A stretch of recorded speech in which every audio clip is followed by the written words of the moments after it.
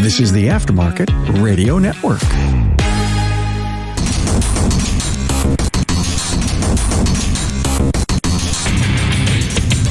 All right, somewhat appropriate for the subject of this episode, the white zombie-esque intro music should be fading away. This is Diagnosing the Aftermarket A to Z. I'm Matt Fanslow. I'm happy you can join me. Remember, you can listen to me on any of your favorite podcast apps. Today, I kind of have an idea I want to talk about. I don't know if it's super in-depth, but it's intriguing. I find it very intriguing. Truth be told, right out of the gate, I'll level with you. I've been a huge Metallica fan for quite a few years, probably starting in late middle school, for sure early high school. I got started much different than a lot of my friends who are big Metallica fans. I started out with the Black Album, which in some circles would be heresy. I mean, it's not good. Most of them started out with maybe Kill 'Em All, but a lot of them were Master of Puppets and Injustice for All, for good reason. I don't know if they're my favorite band anymore, but they're definitely in my top, I would say at least top 5, for sure top 5. Top 3, I don't know. They've been replaced by Killswitch Engage and really anybody that has Howard Jones, the former lead singer of Killswitch Engage, on them. But that's beside the point. I kind of want to talk about how I think shop management, be it owners or managers, have a lot to learn. Like, they could learn a lot from Metallica and the story of Metallica. I don't know about so much the origin, not that it's unimportant. Essentially, you have the two members, James Hetfield, Lars Ulrich, meeting through classifieds. And for those of you that don't know what classifieds are, we used to get these things every day in the mail called newspapers. You had to subscribe to them, but they had our news in them. And in the back, they would have the classifieds. That's where you would sell stuff, cars for sale, put a notice out about your garage sale. People even look for dating. They met because of an ad they each ran looking for positions in a new hard rock heavy metal band. And they started Metallica, and going into maybe lesson number one, we'll just say one of the more original lineups included James Hetfield, of course, Lars Ulrich, and then you had Cliff Burton, and then, of all people, Dave Mustaine. So some of you maybe follow music, specifically hard rock, even maybe more specifically heavy metal, would recognize Dave Mustaine as the lead singer and founder of Megadeth. He's a phenomenal musician. Absolutely phenomenal. Arguably better than all of the other members of Metallica and many, many other bands, of course. Metallica being the band that it is in that genre. Well, probably any genre, honestly. But one of the things that maybe kind of was associated with that genre of music and being a band is partying and drinking. The problem with Dave Mustaine was, as a drinker, he was a mean drunk, very mean, violent, and it was really toxic. It was a toxic environment in the band, within the band. And I think right away you can translate that over to any business, any small business, really any business, period. You have somebody of immense talent, such as Dave Mustaine. Turned out he could write music too. But, as a guitar player, I think you could make a strong argument there's really second to none, at least in the metal world, hard rock world. I don't know who you put above him. So you have somebody of extreme talent, just a terrific skill set for that position in the band. And yet there's some toxicity. And, what do you do? As a band that's looking to make its mark, they had kind of already started Kill 'Em All. They're already gaining some notoriety. They're already gaining some success. And now the prospect of needing to unload a toxic personality to allow them either to just exist, and continue to exist, or, as it turned out, of course, hindsight always 2020, but it turns out to further their success. And granted, they replaced them with no slouch, ends up winning Guitar Player of the Year for, I believe in Justice for All. I think he won again for Black Album, but we're talking about Kirk Hammett, the lead guitarist, and much different personality. I mean, if you follow this at all, the personality differences between Dave Mustaine and Kirk Hammett. Kirk Hammett being very, very laid back, very meek, very modest. But anyways, it's a terrific improvement for the culture. I mean, that's really what we're talking about. We're talking about culture. And now you have, 4 very skilled individuals making something together. Whatever that may be. In this case, we're talking about music. In a shop, we're producing, I think, honestly, when it really boils down to it, what you're producing with a shop, auto repair shop, is an experience. The customer experience. It's kind of a whole package thing. Absolutely involves fixing the car, right? We got the sayings and everything with fixed right the first time and all that. And that there's, very valid. We should be trying to fix everything right the first time. That would contribute to that customer experience. We want positive customer experiences, but it's a whole and encompasses so much, right? The look of where the customers are going to mainly be, whether that's a waiting area or the office or whatever you want to call it, the counter, the sights, the smells, any other kind of accommodations we may have, be it coffee and snacks or, cold waters, soft drinks, snacks, maybe a nice sitting area, free internet, of course. We could go on and on about the accommodations, right? We don't need to go into details about that, but we're really trying to provide a customer experience, a positive customer experience where they're spending money they don't want to spend on something they don't want to be spending money on. That's what it really boils down to.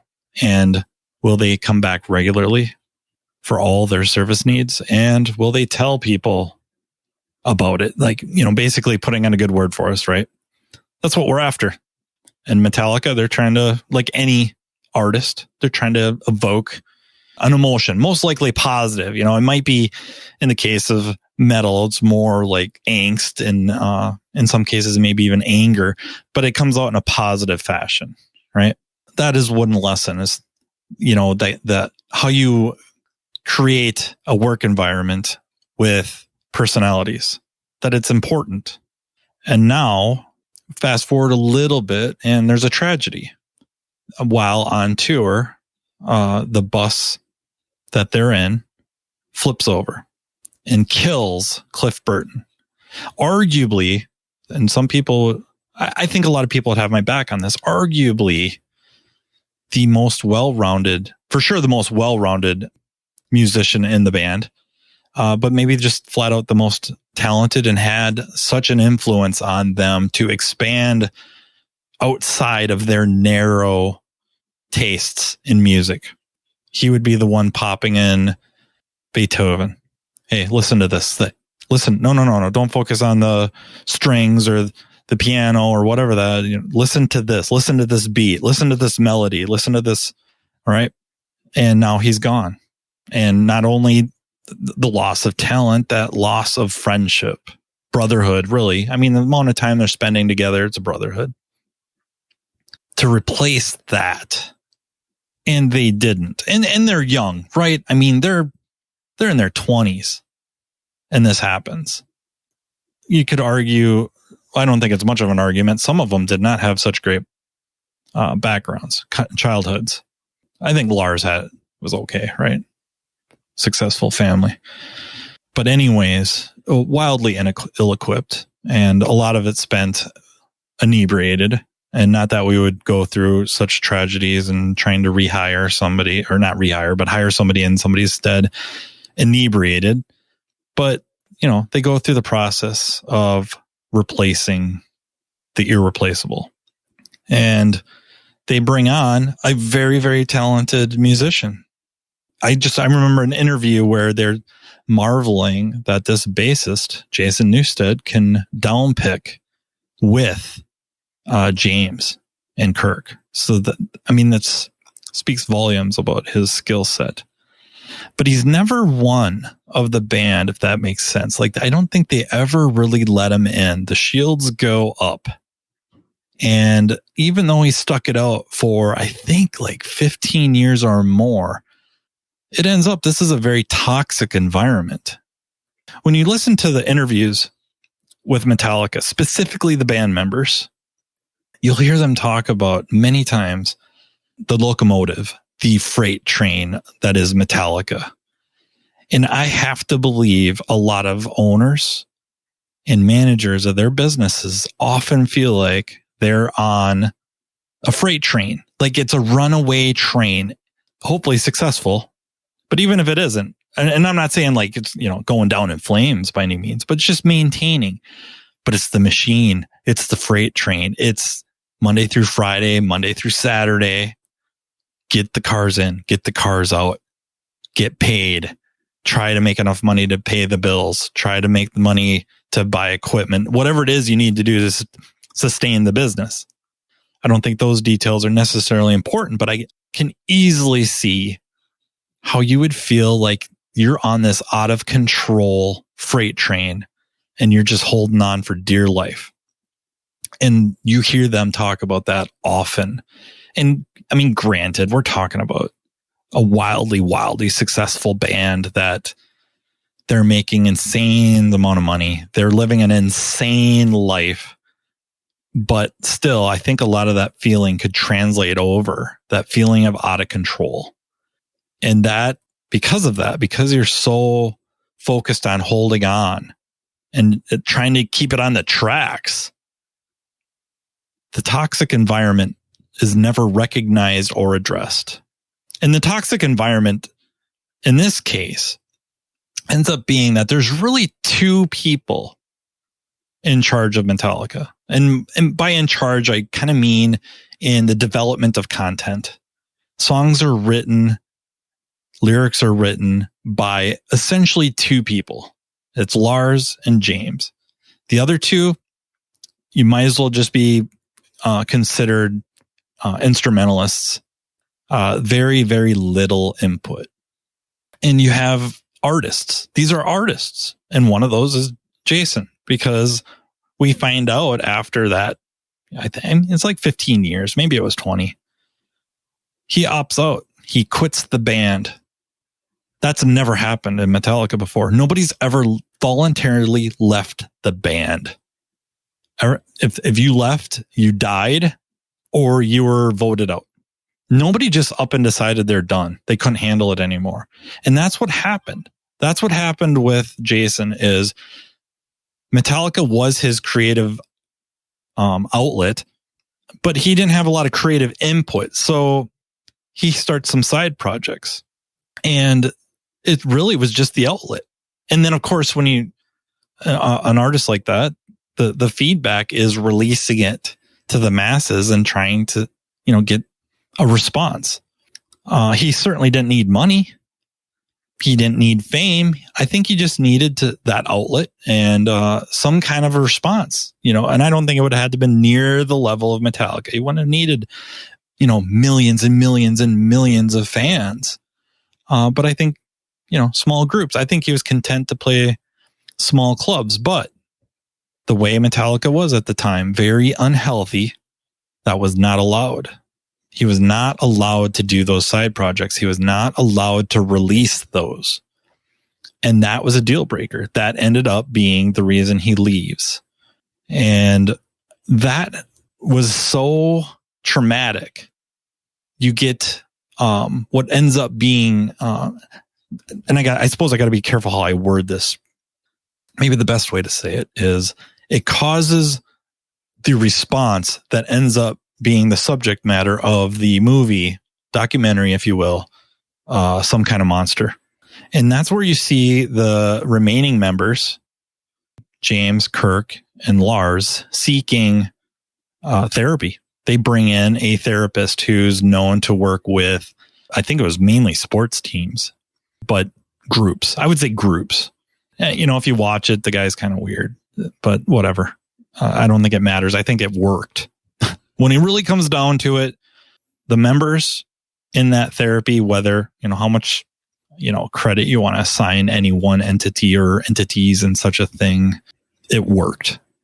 And they found out that there's a lot of stuff that was very, very broken inside themselves, inside the group and the group dynamics. And, and I highly recommend the movie. You don't have to be a Metallica fan. I would say as a documentary on business, culture, environment, work environment, that I would watch it and try to see it through the eyes rather than, of a fan or a music fan, or this is just a documentary on this, crazy band, successful band, whatever, or a bunch of broken people, however you want it. I don't think you need to use those lenses. I think you could just look at it as a story of a group, an organism, because that's what it is. And that's what our businesses are organisms that aren't necessarily healthy. And that's not saying any of you are unhealthy. Everybody's got work to do. I think all of us have work to do, right? We're all running programs. That's what we are. We run programs. And if we're not kind of working a program of some sort, whatever that may be, if we're not running a program, our program runs us. And that's not always a good thing.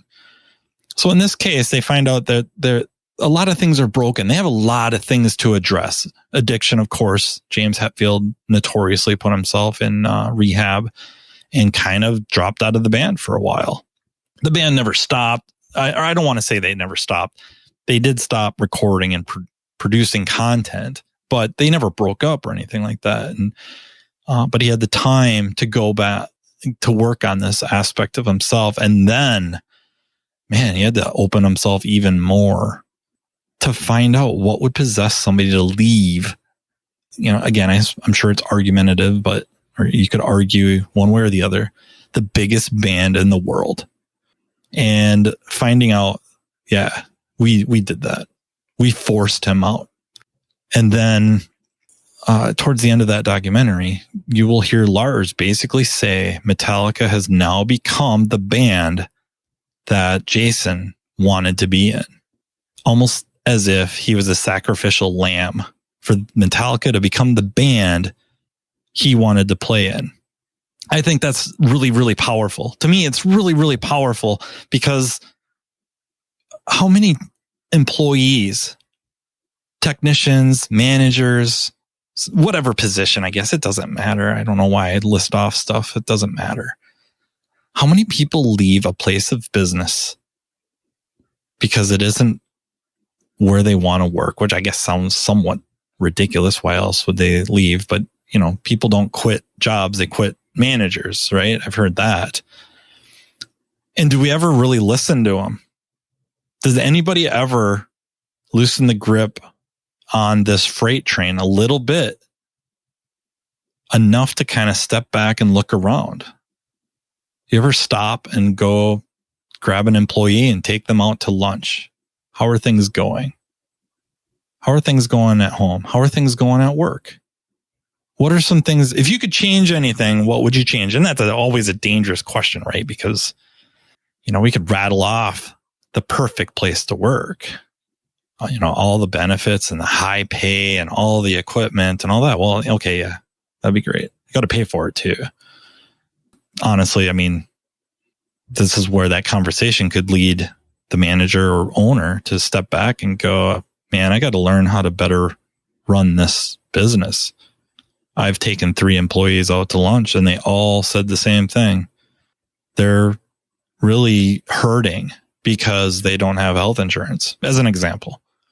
So all the money I'm paying them doesn't really matter because they're going into debt with all this health, medical stuff, whatever it may be. And not even saying they're unhealthy. They got kids, they got checkups, they got stuff happens, right? Kids get sick, people get sick, and they get older and other stuff rears its ugly head. And I'm not even talking about like something horrific like cancer, just stuff. It adds up. And they're going into debt because they got nothing. Or what they're having to pay for is just killing them and the premiums. And it's just an example. It's not some big campaign to go out and everybody start providing health insurance. That's probably a very easy argument to make, being that we're supposed to be we're supposed to be professionals. This is supposed to be a professional career where hopefully we could provide our full-time career professionals stuff that many other careers provide. Not saying it's easy either, because we know it isn't.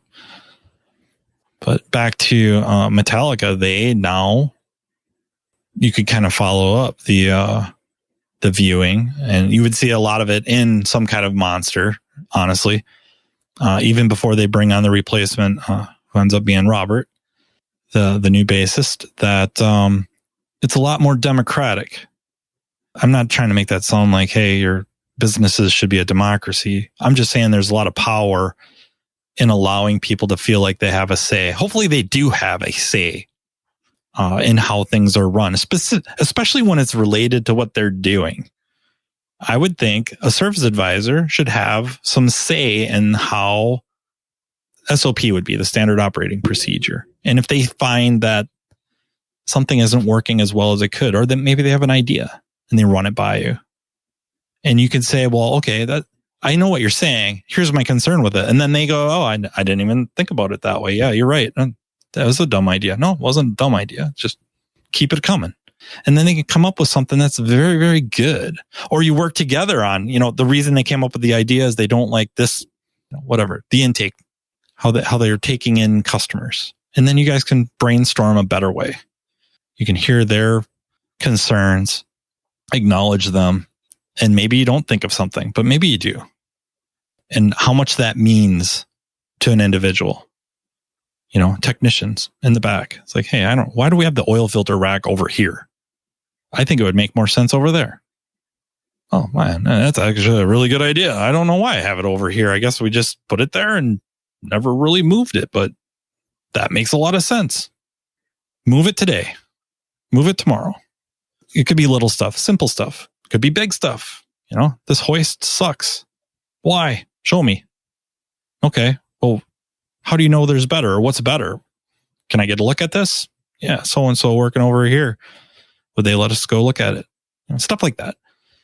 I just feel very strongly that there's a lot of lessons that could be taken from really the evolution of Metallica about how we as leaders in our businesses can affect great change and in a positive way, of course, great change, improving the work environment, removing the obstacles.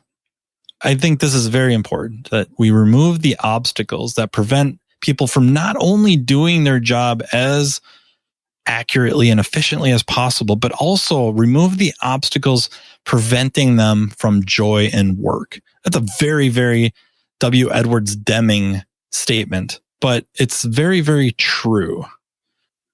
Granted, people are people, right? Give them an inch to take a foot or a mile, whatever. But there are a lot of things that they can come to you with, real concerns, real hangups, real problems that are not a big deal to solve. And then there's some of them that are a big deal to solve, but they're still worth solving. We're very much in a bad spot when it comes to skilled individuals. They're very difficult to find. There are very, very few shops, very, very few managers I know that have zero issue with finding talent. They're by far the minority, outlier level minority, hardly worth even considering. Most of us struggle to find talent. So why in the world would we not take account of the culture and the environment we have them working in? I think it has a lot to do with getting comfortable on that freight train. And that may be just, feeling like you're out of control, but still taking a minute to look around, or maybe understand, work towards slowing the freight train down a little bit, or doing things to make it feel less hectic or runaway, that we feel a little bit more confident that it's going to stay on the tracks. And now I can, get up and walk about the cabin or whatever, and just kind of take assessment. So that kind of wraps up most of where I was going with that. I think there's a lot to be learned. So go buy some albums, go on Spotify, and when you're taking a break from listening to me, listen to some Metallica, check out Some Kind of Monster, check out just on YouTube, there's a couple of documentaries, or one of them is called Icon, MTV Icon, where they do talk a little bit more about their history and struggles. And, just step back and think about how they could be translated into our world. I don't think it's that hard. I think it's actually could be a big, big wake up call. So thank you again for your time. Thank you for listening.